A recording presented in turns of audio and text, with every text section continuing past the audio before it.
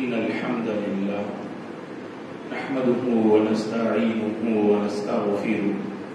ونعوذ بالله من شرور أنفسنا ومن سيئات أعمالنا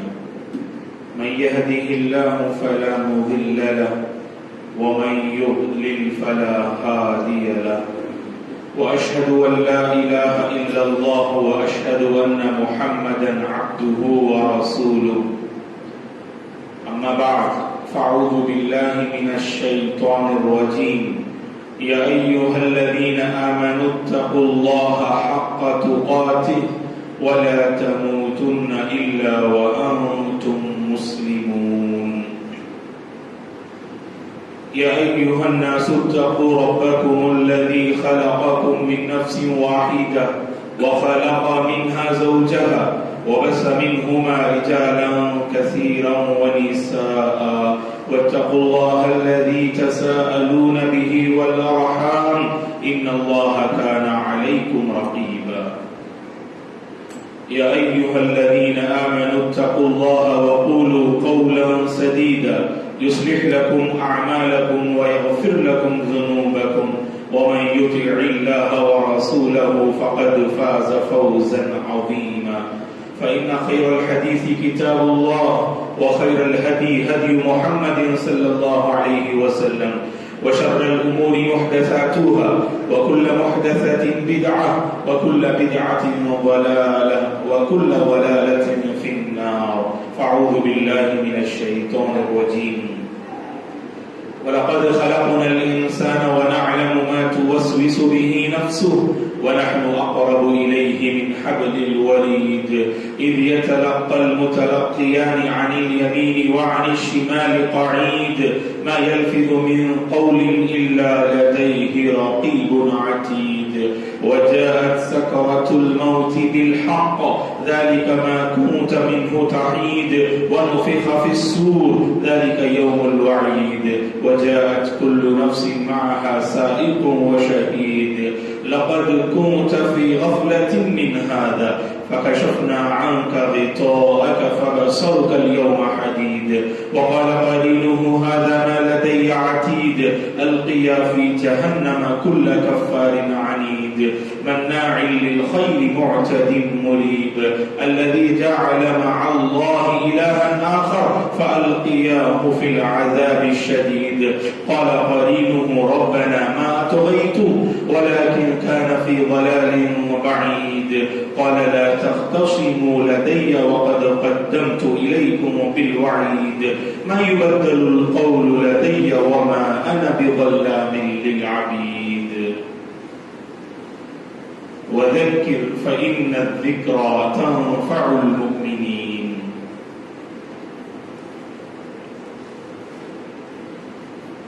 ہر قسم کی تعریف بزرگی اور بڑائی اس اللہ وحدہ لا شریک کے لیے ہے جس نے اس ساری کائنات کو پیدا کیا.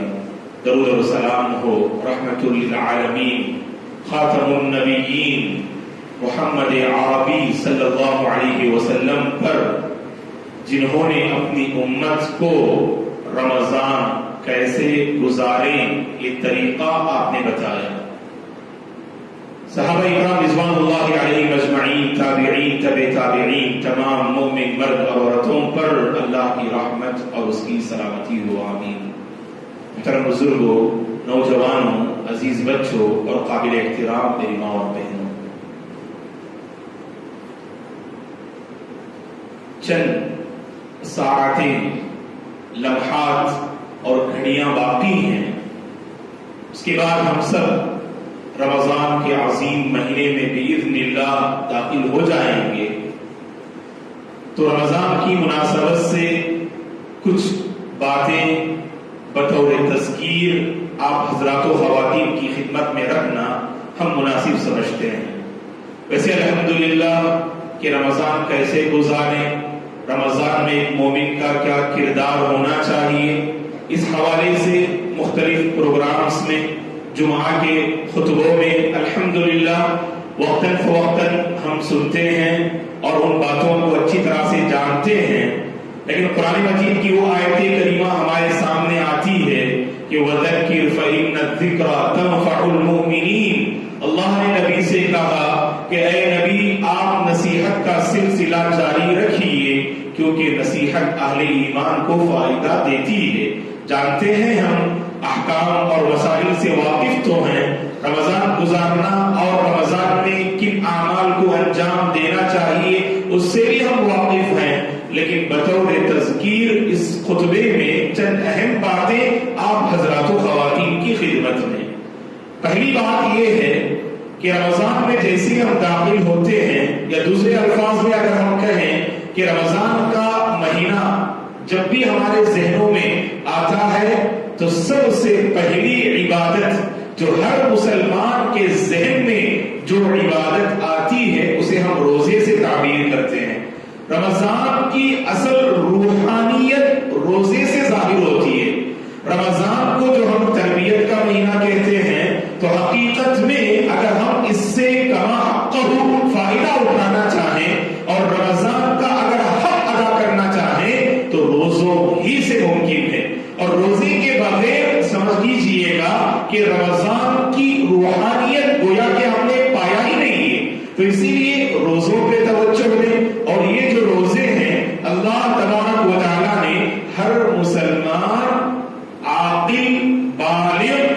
مرد اور عورت پر اس کو اللہ نے فرض قرار دیا، تو گویا کہ خوشی بخوشی اس عبادت کو انجام دینے کی کوشش کریں۔ اللہ نے قرآن میں کہا یا ایھا الذین آمنوا کتب علیکم الصیام کما کتب علی الذین من قبلکم۔ روزہ ایک ایسی عبادت ہے اے اللہ کے بندو کہ صرف یہ عبادت تم پہ فرض نہیں ہے بلکہ تم سے پہلے جو امتیں گزری ہیں ان امتوں پر بھی اللہ تعالیٰ نے اس عبادت کو فرض قرار دیا، لہذا صبح سے شام تک بھوکو پیاسے رہنا اور اللہ کی خاطر روزے کو توڑ دینے والی چیزوں سے بچے رہنا، تو اس کے لیے ہمت چاہیے، ایمان چاہیے اور روحانی طاقت چاہیے۔ اللہ کے اس حکم کو ادا کرنا ہے، اللہ کے اس فریضے کو بجا لانا ہے، یہ جذبہ دل میں چاہیے۔ اس لیے اللہ نے کہا کہ کتب علیکم الصیام کما کتب علی الذین من قبلکم، کہا کہ یہ روزے صرف تم پہ فرض نہیں بلکہ اللہ تعالیٰ نے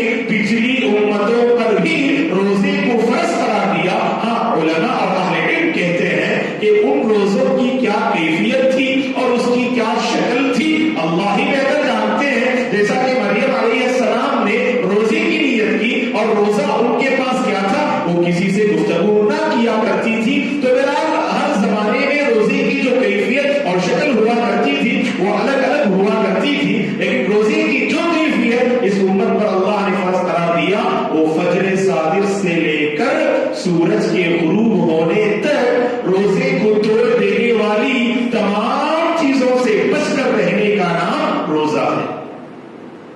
تو دوستو، روزہ جب عبادت ہے، اللہ کا یہ فریضہ ہے، دین اسلام کی اہم بنیاد ہے، مسلمانوں کی پہچان ہے،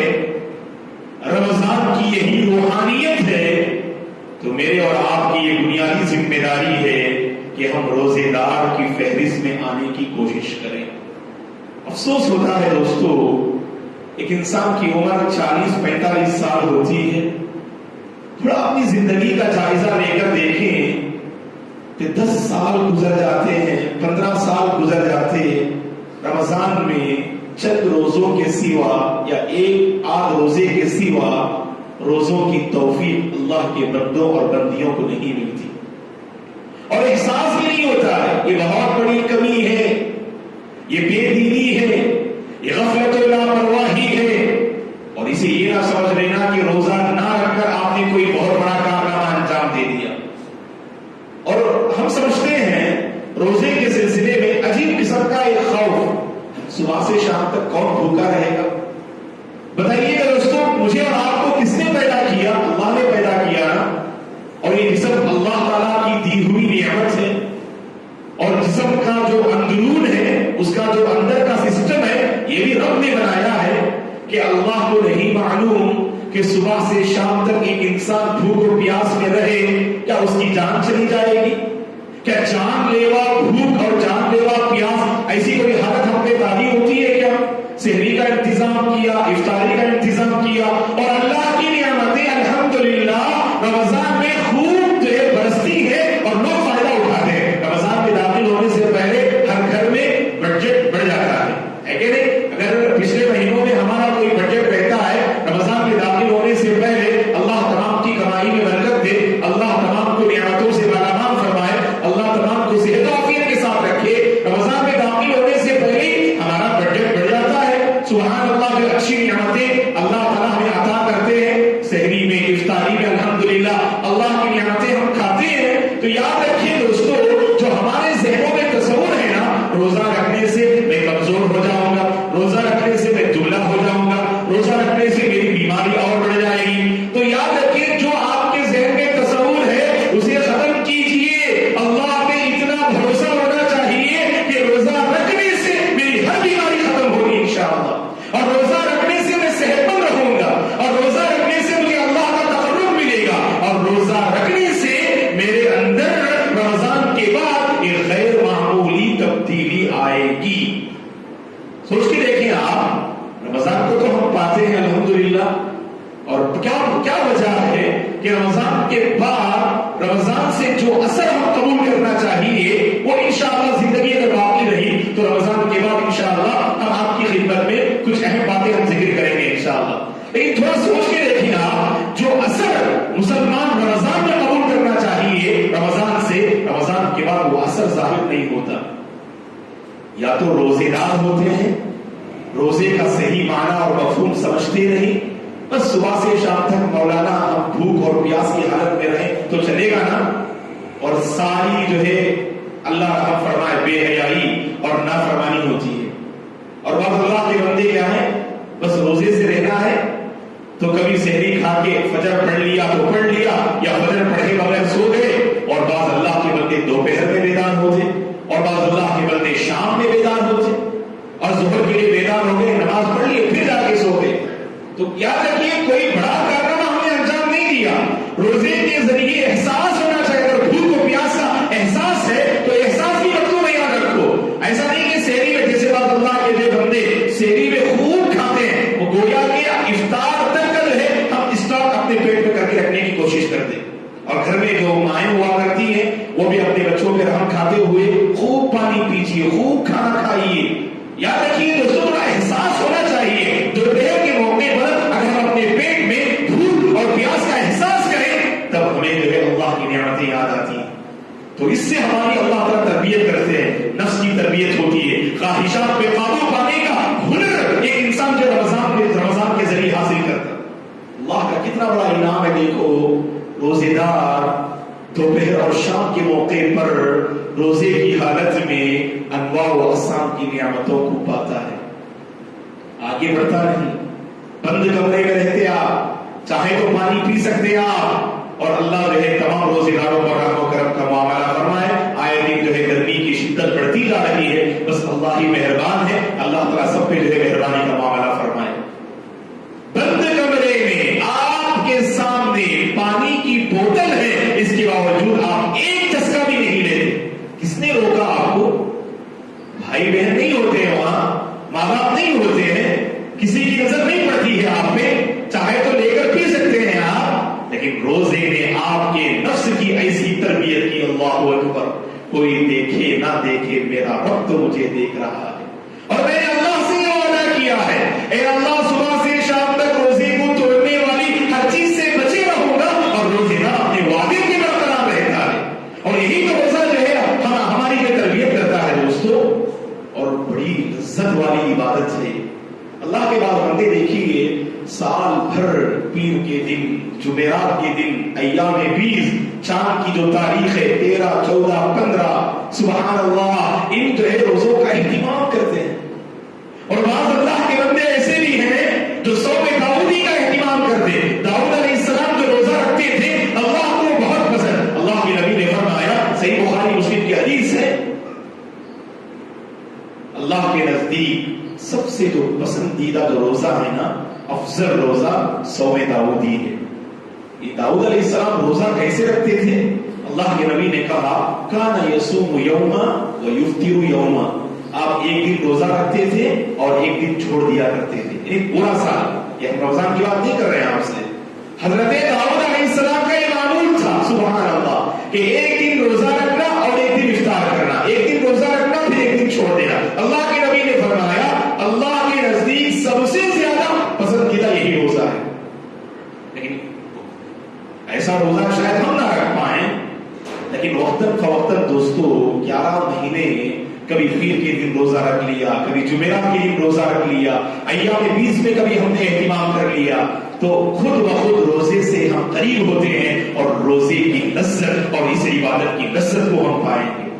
ورنہ عجیب قسم کا ایک خوف اور ایک عجیب قسم کی گھبراہٹ بعض مسلمانوں کے دلوں میں. یاد رکھیں اللہ تعالیٰ کبھی روزے کے ذریعے بندوں کو پریشان نہیں کرے گا. یاد رکھو، یہ ایمان اپنے اندر پیدا کرو اور روزے داروں کی فہرست میں آنے کی کوشش کیجیے اور اللہ کا وہ عظیم انعام حاصل کیجیے. حدیث قدسی میں اللہ کے نبی نے فرمایا، اللہ فرماتا ہے الصوم لی وانا اجزی بہ. بندہ روزہ میرے لیے رکھتا ہے اور میں ہی اس کا پورا بدلہ دوں گا. بدلہ دینے والی ذات اللہ کی ہے. اللہ تعالیٰ بندے کو انعام دے گا. اللہ نے ثواب نہیں بتایا ایک روزے کا ثواب آپ کو اتنے لاکھ نیکیاں ہیں، اللہ نے نہیں بتایا، لیکن اللہ دے گا اور خوب دے گا. اور اللہ تعالیٰ کی شان جو ہے اس شایان شان اللہ تعالیٰ فرمائے گا. اسی لیے دوستو اہتمام کیجیے. اور جنت میں ایک دروازہ ہمارا انتظار کر رہا ہے، وہ باب الریان ہے. جنت کے 8 دروازے ہوں گے، ان میں سے ایک دروازہ جسے اللہ کے نبی نے فرمایا ان فی الجنۃ بابا یقال له الریان يدخل منه الصائمون فیقال این الصائمون این الصائمون. صحیح بخاری مسلم کی حدیث ہے. اللہ کے نبی نے فرمایا بے شک جنت میں ایک دروازہ ہے، اس دروازے کو الریان کہا جاتا ہے. اس دروازے سے صرف روزے دار داخل ہوں گے اور اللہ تعالیٰ فرشتوں کے ذریعے اعلان کروائیں گے اللہ اکبر. کتنے خوش نصیب ہوں گے روزے دار کہ ساتھ پوری انسانیت ہوگی حشر کی عدالت میں، حشر کے میدان میں. اللہ تعالیٰ فرشتوں کے ذریعے اعلان کروائیں گے. فرشتے پکار پکار کر کہیں گے کہاں ہے روزے دار، کہاں ہے روزے دار. روزے دار آئیں گے اور ان کا ویلکم کیا جائے گا، ان کا استقبال کیا جائے گا اور ان کے لیے دروازے کو کھول دیا جائے گا. اس ریان نامی دروازے سے روزے دار داخل ہوں گے. اور اللہ کے نبی نے فرمایا جب روزے دار داخل ہو جائیں تو اس کے بعد اس دروازے کو بند کر دیا جائے گا. تو اسی لیے دوستو اس ریان نامی دروازے میں داخل ہونے کی کوشش کیجیے. اللہ کے خوش نصیب بندے ہیں وہ، اللہ کی خوش نصیب بندیاں ہیں وہ جو رمضان کے مہینے میں روزوں کے ذریعے رمضان کی قدر کرتے ہیں. اسی لیے ہمت کیجیے. اب تک آپ نہیں رکھتے تھے، ڈریے مت. آپ شوگر پیشنٹ بھی ہیں، آپ اللہ تعالیٰ آپ پر رحم و کرم کا معاملہ فرمائے. ہمت کے ساتھ روزہ رکھنے کی کوشش کیجیے. کیا پتا کہ روزہ رکھنے سے اللہ تعالیٰ آپ کی اس بیماری کو ختم کر دے، اللہ تعالیٰ آنے والی پریشانیوں کو ختم کر دے. یہ ہمت ہمارے اندر ہونی چاہیے دوستو. اور اللہ کی خاطر رمضان کو عام موسم کی طرح نہ گزارو. کتنا دکھ ہوتا ہے جب ہم اپنے نوجوانوں کو، مسلمانوں کو رمضان کے موسم میں دن کے موقع پر ہوٹل میں کھاتے پیتے ہوئے دیکھتے. کیا جواب دیں گے اللہ کے پاس؟ یہ زندگی اللہ کی دی ہوئی امانت ہے. اللہ ہم سے کیا چاہتا ہے دوستو؟ سال بھر اس نے بھوکا نہیں رکھا نا، سال بھر اس نے ہم کو پیاسا نہیں رکھا نا، کھلا رہا ہے، پلا رہا ہے. اور اللہ کی نعمتیں آپ دیکھیے سبحان اللہ. خود پیرمنٹ میں دیکھیے، ایک دور تھا پیرمنٹ میں کوئی چیز خریدنے کے لیے انسان کو کبھی باہر جانا پڑتا تھا، لیکن ماشاء اللہ پوری نعمتیں ہماری بستی میں موجود ہے. سال بھر کھاتے ہیں، پیتے ہیں، گھومتے ہیں اور سب کچھ ہوتا ہے. لیکن اللہ تعالیٰ ایک مہینہ ہم سے چاہتے ہیں کہ صبح سے شام تک آپ روزے کی حالت میں رہیں، اور وہ بھی ہم تیار نہ ہو. ہم سے بڑا ظالم اور کون ہو سکتا ہے بتائیے؟ معاف کیجیے گا اگر آپ کہنے کی اجازت دے تو ہم کہیں گے روزے کی حالت میں ہاں اللہ کے وہ بندے جو بالکل کھوسٹ کے بوڑھے ہو چکے ہیں، جو حد سے زیادہ بوڑھے ہیں، کمزور ہیں، روزہ رکھ نہیں سکتے، شریعت نے ان کے لیے رخصت دی ہے کہ وہ ہر روزے کے بدلے ایک غریب کو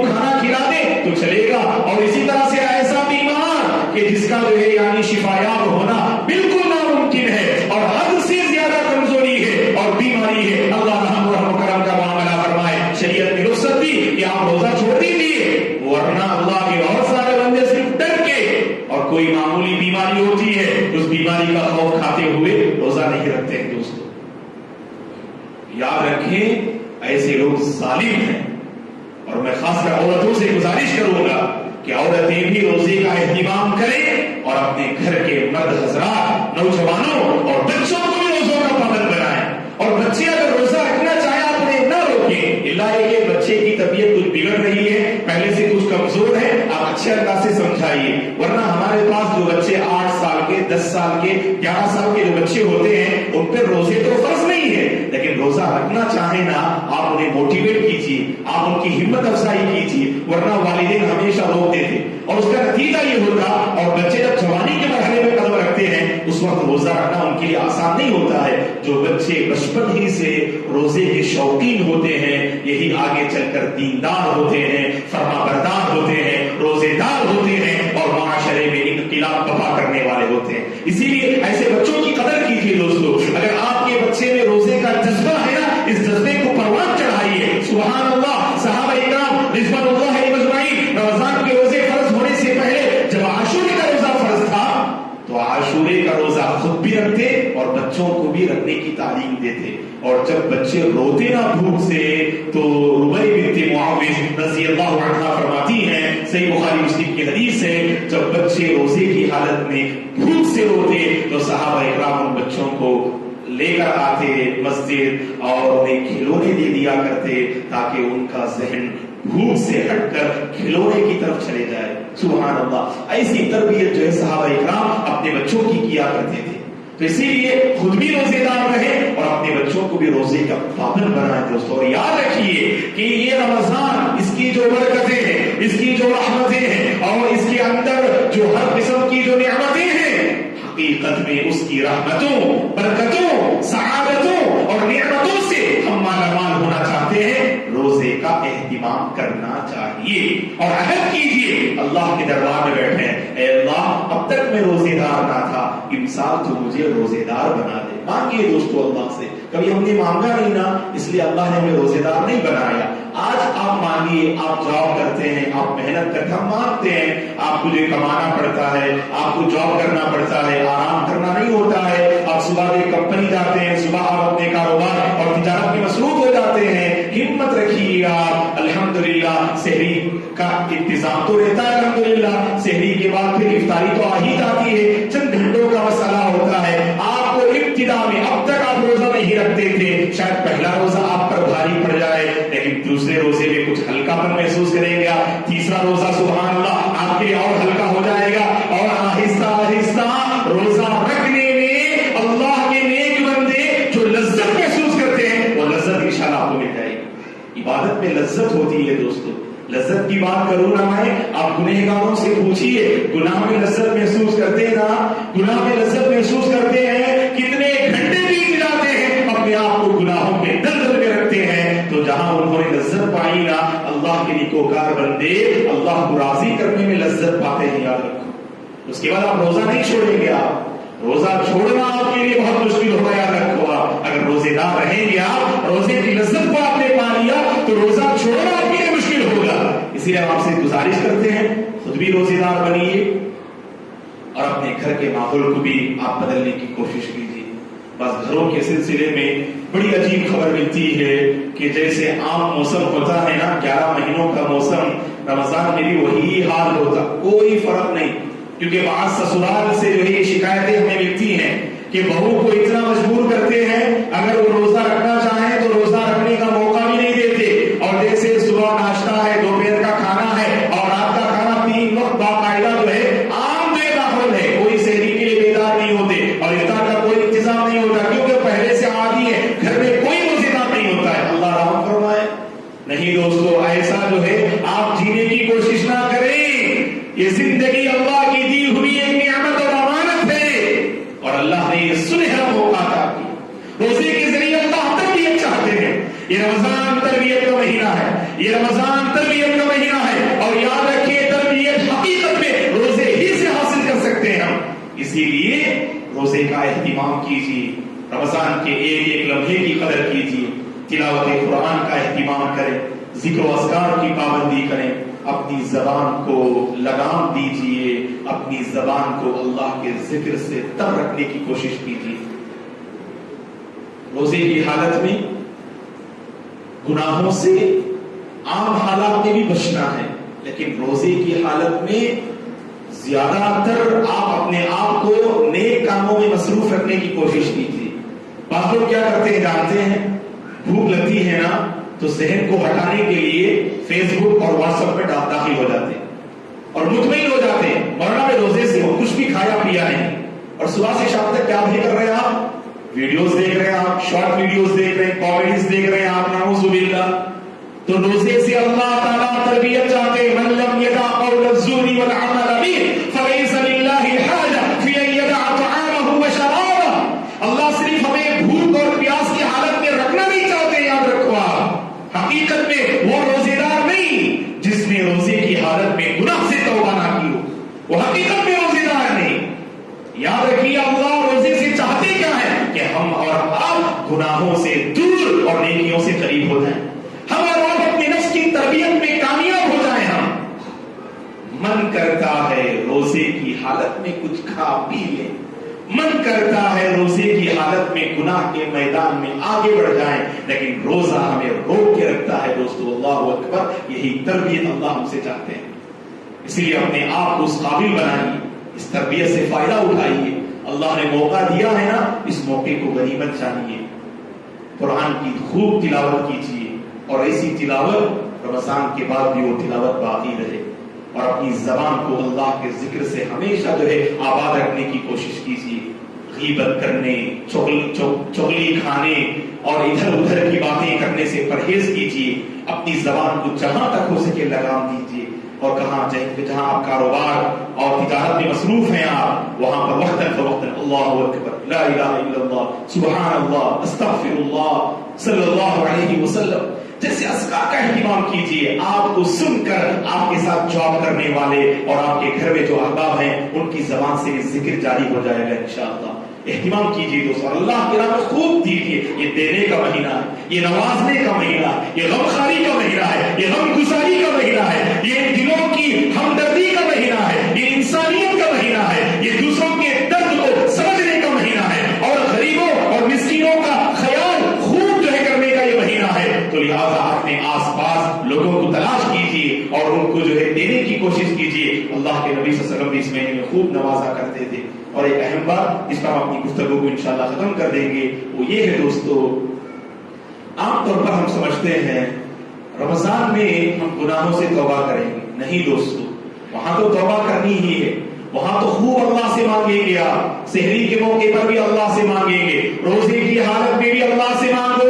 روزے کی حالت میں روزے دار جب اللہ سے دعا کرتا ہے نا، اللہ تعالیٰ اس دعا کو ریجیکٹ نہیں کرتے۔ لوگ عموماً سمجھتے صرف افطار کے موقع میں دعا کرنی چاہیے، نہیں، بلکہ صبح سے لے کر شام تک روزے دار جب بھی دعا کرے گا نا، اللہ تعالیٰ اس کی دعا کو قبول کریں گے۔ روزے کی حالت میں اللہ سے بندہ بہت قریب ہوتا ہے۔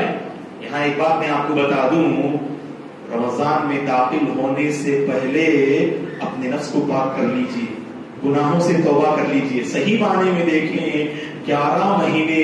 ہم اپنے نفس کی ایسی غلط تربیت کرتے ہیں، رمضان میں داخل ہونے کے باوجود ہم رمضان میں داخل ہو چکے اس کا ہمیں احساس نہیں ہوتا ہے۔